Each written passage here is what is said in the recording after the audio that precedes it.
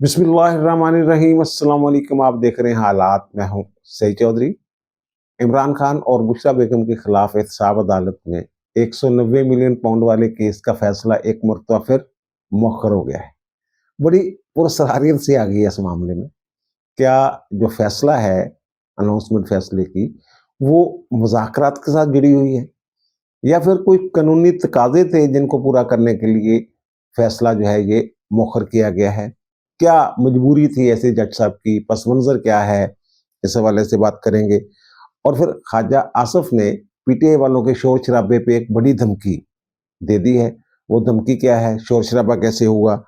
और ये 190 million pound वाला जो केस है, इसको इस्लामी टच देने की, जो कि पीटीआई वालों की आदत है, कोशिश कर रहे हैं। तो जो ये कोशिश कर रहे हैं उसमें किस हद तक सदाकत है, ये भी देखेंगे। और फिर ये भी खबरें हैं कि जनाब चीफ ऑफ आर्मी स्टाफ हाफिज आसम मुनीर के जो भाई हैं, जो महकमा तालीम से वाबस्ता हैं, वो अपने भाई के, वो कहते पंजाबी भाई दे सिर ते मौजां कर रहे हैं। वो मौजां कर रहे ने या मामूल दी कोई गल आ?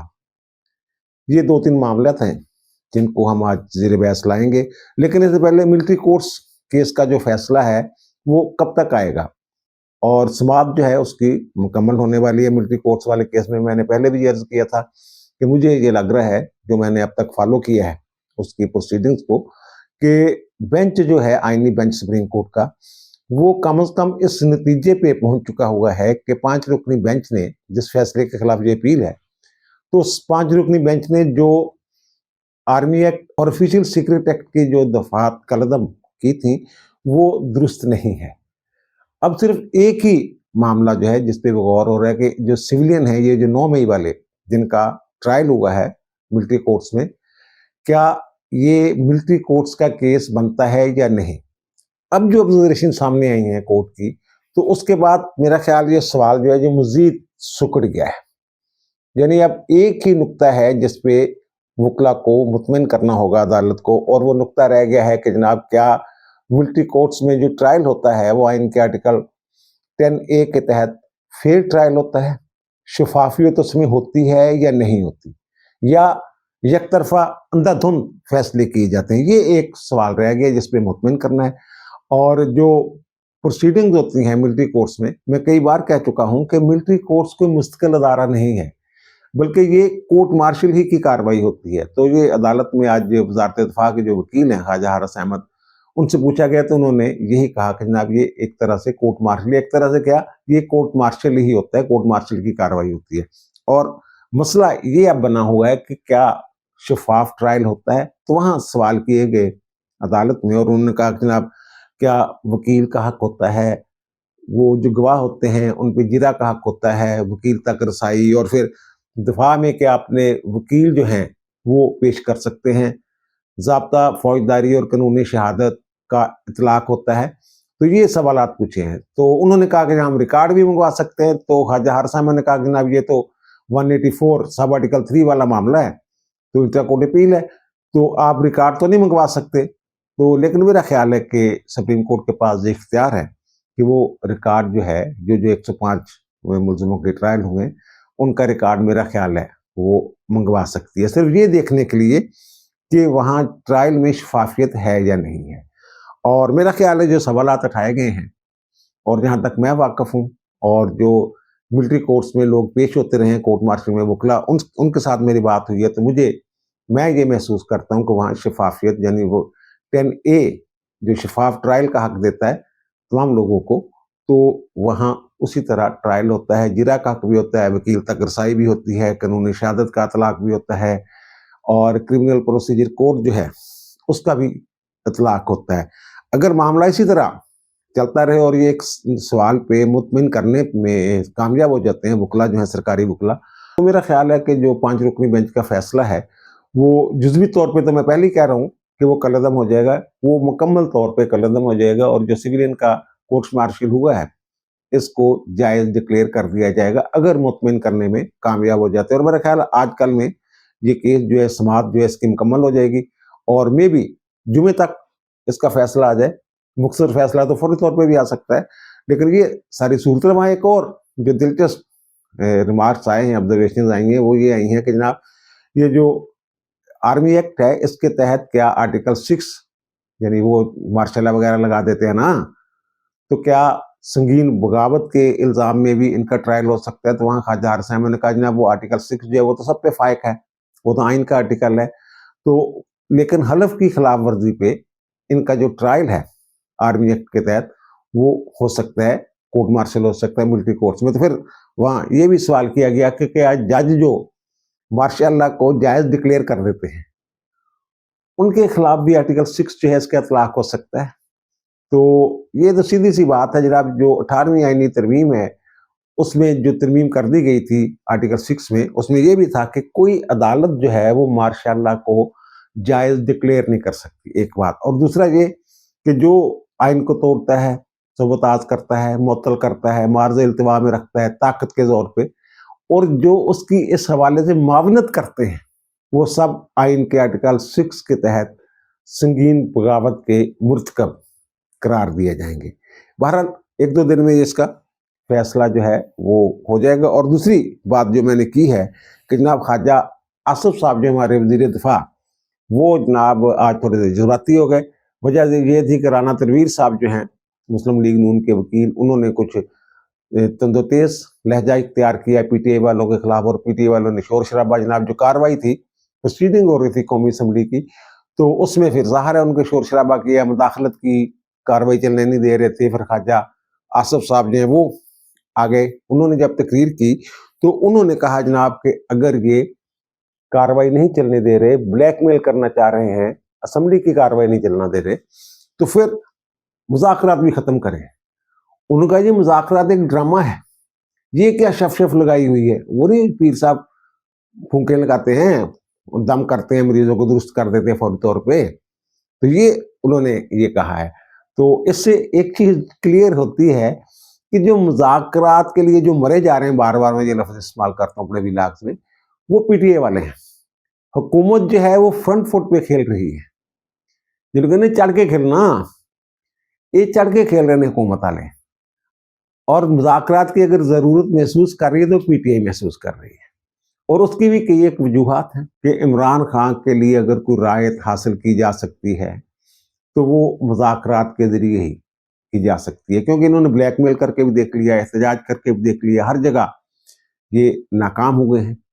اور پارٹی کے اندر جو پی ٹی آئی کے اندر وہ کہتے ہیں نا کہ جوتوں میں دال بٹ رہی ہے، تو اب شیر افضل مروت صاحب جو ہیں ان کو جناب انہوں نے شوکاز نوٹس جاری کر دی ہے، تو ان کو، اور یہ اطلاع یہ ہے کہ عمران خان صاحب نے 3 بندوں پہ شکوک و شبہات کا اظہار کیا ہے۔ ایک علی محمد خان صاحب، ایک شمدانہ گلزار صاحبہ کا نام سامنے ہے، اور ایک شیر افضل مروت صاحب، یعنی جو بھی بندہ معقول بات کرنے کی کوشش کرتا ہے پی ٹی آئی کے اندر، عمران خان صاحب اس پہ شک کا اظہار کر دیتے ہیں۔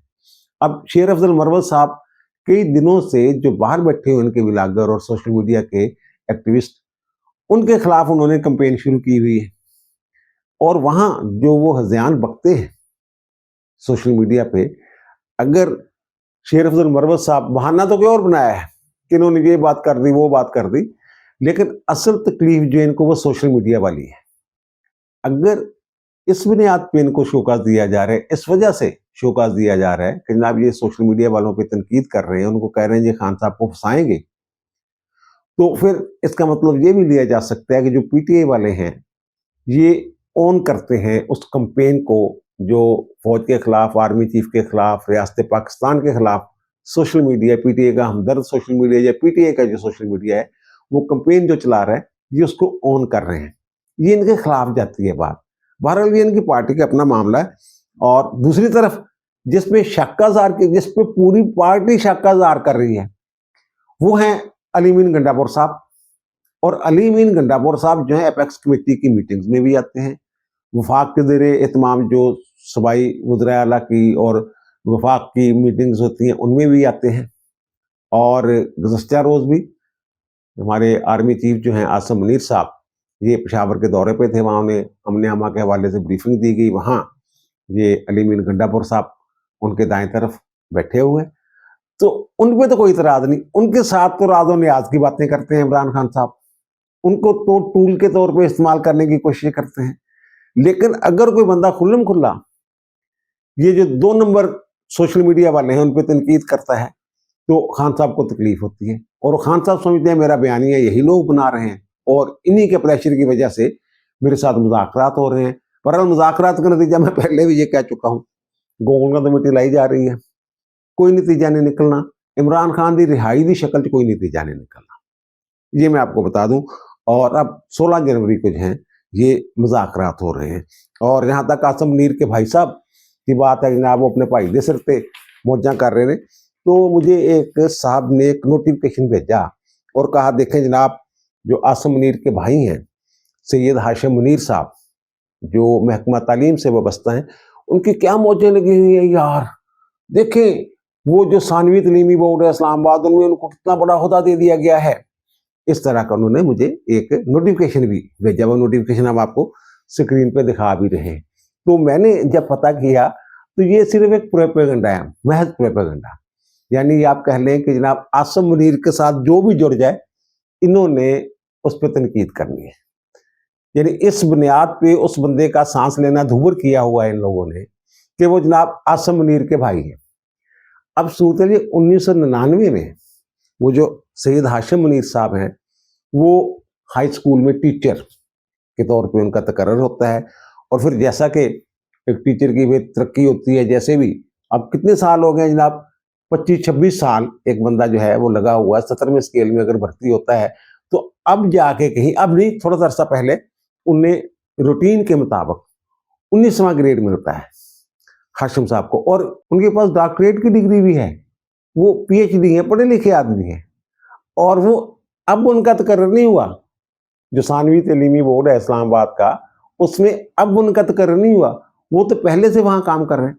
वो ऐसा थोड़ा हुआ कि जनाब उन्हें महकमा पुलिस में डेपुटेशन पे भेज दिया गया है या FIA में भेज दिया गया, जैसे इफ्तिखार मोहम्मद साहब जो हमारे चीफ जस्टिस वो करते थे, उनके बेटे थे इफ्तिखार इफ्तिखार साहब, वो थे डॉक्टर और उनको भेज दिया गया था जनाब FIA में, और यहीं से रोला पड़ा था कि जनाब FIA वाले फिर जनाब उसको वो कहते हैं मर्ज कर लिया जाए और फिर उसको महकमा पुलिस में भेज दिया जाए, ये पूरी कोशिश की गई थी।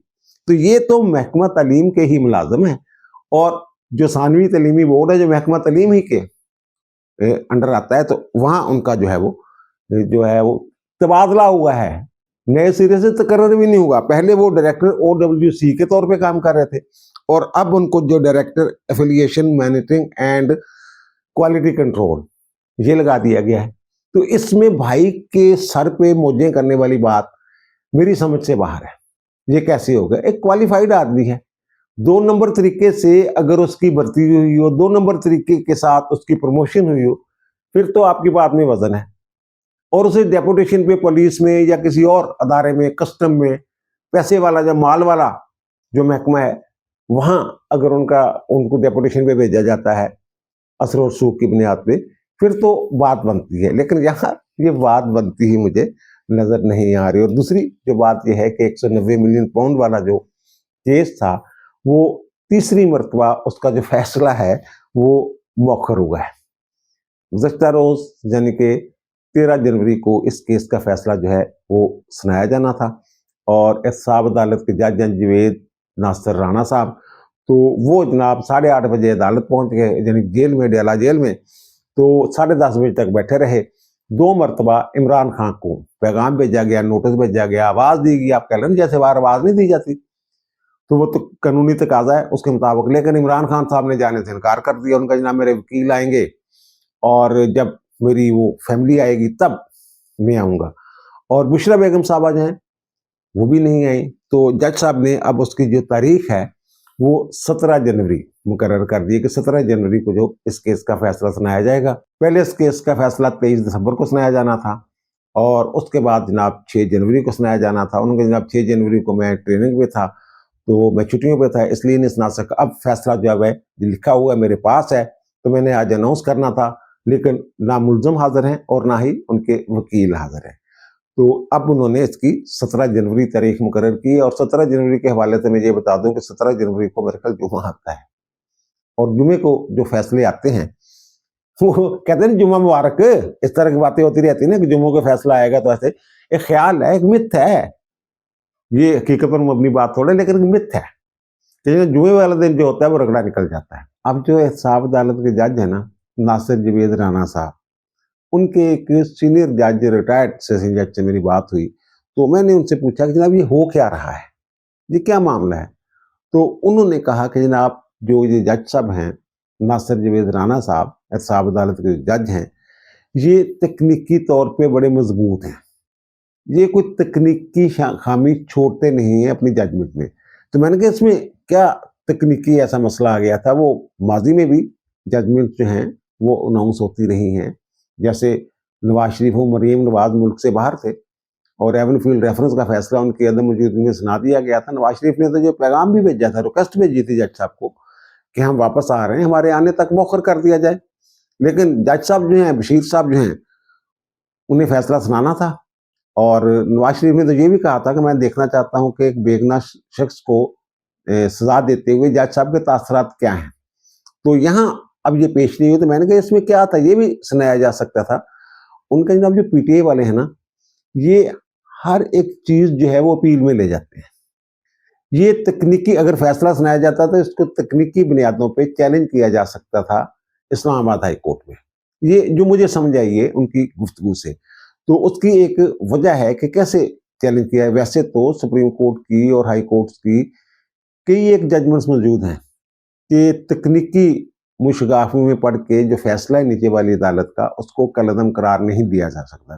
कानूनी मुशगाफियों की बुनियाद पे कलअदम नहीं कर सकते हम। लेकिन बहरहाल ये पीटीआई वाले हैं और अपील जानी इस्लामाबाद हाई कोर्ट में, कुछ भी हो सकता है। एहतसाब अदालत के जज ने किसी तकनीकी खामी से बचने के लिए इसका जो फैसला है, अनाउंसमेंट जो उसकी है, वो मौखर की है। तो दूसरा ये बातें बड़ी हो रही हैं, जनाब इमरान खान जेल में है तो जेल हकाम को अगर हुक्म देते एहतसाब अदालत के जज, जनाब इमरान खान को लेके आओ, 2 दफा पैगाम भेजा है ना, जनाब आए जज साहब इंतजार कर रहे हैं आपका, तो इमरान खान नहीं गए, तो जनाब वो ऑर्डर करते और वो जो जेल हकाम है उनकी क्या जरूरत थी कि इमरान खान को अदालत में पेश ना करते। भाई मेरे मसला ये है इसमें कि ये इमरान खान साहब जो हैं, इनकी इस केस में जमानत हो चुकी हुई है, इस्लामाबाद हाई कोर्ट ने इनकी जमानत मंजूर कर रखी है। इसी तरह बुशरा बेगम जो हैं, उनकी जमानत भी मंजूर हो चुकी हुई है। अब जो जेल में हैं ये किसी और अदालत की कस्टडी में है, ये इस एहतसाब अदालत की कस्टडी में नहीं है। अगर एहतसाब अदालत ने उनको ये जो जेल काम है ये हुक्म देना था कि जनाब उनको गिरफ्तार, अगर नहीं आते तो गिरफ्तार करके ले आए, उठा के ले आए, यही ना, उठा के, ये हुक्म नहीं जारी किया जा सकता था, क्योंकि इसके लिए कुछ कानूनी तकादे जो हैं उनका पूरा किया जाना जरूरी है। अब जो सीआरपीसी है, ज़ाब्ता फौजदारी, उसका जो सेक्शन है 366, उसके तहत ये जरूरी है कि मुल्जिम का हाजिर होना, हर पेशी पे हाजिर होना जरूरी है। अगर मुल्जिम जमानत पे हो और वो पेश ना हो रहा हो, तो फिर अदालत के पास ये इख्तियार है कि वो 514 की कार्रवाई उसको कहते हैं, ये भी सीआरपीसी का एक सेक्शन है, तो उसके तहत कार्रवाई की जाती है। पर वो कार्रवाई क्या है? वो कार्रवाई ये है कि उसके जो मुचलके हैं जमानतनामे, वो मनसूख कर दिए जाते हैं और जो जामन है उसको नोटिस जारी किया जाता है, और फिर उसके बाद बेल जो है उसकी मनसूखी की कार्रवाई के बाद फिर उसके वारंट गिरफ्तारी जारी होते हैं। अगर तो 514 की ये कार्रवाई हो चुकी होती तो फिर इमरान खान को वो कह सकते थे कि जनाब उठा के ले आओ, हथकड़ियाँ ला के मेरे सामने पेश करो, मैं फैसला सुनाना। और दूसरी बात जो समझ में आने वाली बात है वो ये है कि जो जिन मुकदमात में मुल्ज़म बरी होने हों, तो वो तो यानी झटकी बात मैं बता रहा हूँ, तो वो तो फैसला अनाउंस कर दिया जाता है, मुल्ज़म आए ना आए, खैर अपना फैसला अनाउंस किया, बंद किया चैप्टर। क्योंकि अगर सजा देनी हो तो फिर मुल्ज़मों की गिरफ्तारी भी होना होती है, तो जब सजा देना हो तो फिर जज जो हैं इस बात पे इसरार करते हैं और उनकी ये कोशिश होती है कि जो मुल्ज़म हैं वो हाजिर हों।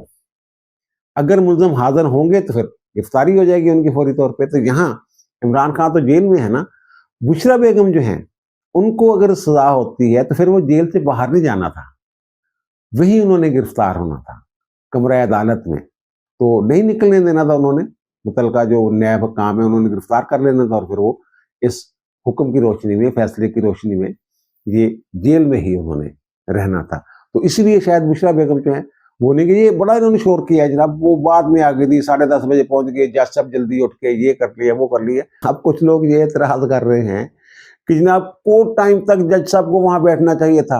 او بھائی میرے, ایک ہی تو کیس تھا اور ایک ملزم جیل میں تھا. اگر عمران خان پیش ہو جاتے نا, پھر بھی جو فیصلہ تھا وہ اناؤنس کیا جا سکتا تھا. یہ ایک قانونی تقاضا ہے, وہ میں آگے جا کے بتاتا ہوں کہ اس قانون کے تحت یہ فیصلہ جو ہے وہ اناؤنس کیا جا سکتا تھا اگر عمران خان پیش ہو جاتے. او بھائی جان, وہ کسی دے بجی دے نوکر ہے جج صاحب کہ انتظار کر. پہلی دفعہ دیکھا کہ جناب کیا جج انتظار کرے ملزم تھا. کمال ہو گیا بھائی. جج صاحب نے معقول ٹائم دیا ہے, 8:30 بجے سے بیٹھے ہیں 10:30 بجے تک, یہ نہیں آئے. آوازیں ہوئی ہیں عمران نیازی حاضر ہو, بشرا بیگم حاضر ہو, پیغام گئے ہیں بیرک میں عمران خان ہٹ گئے, نہیں جانا جناب, پیر پھنسا گئے کہ نہیں جناب میں نہیں جانا.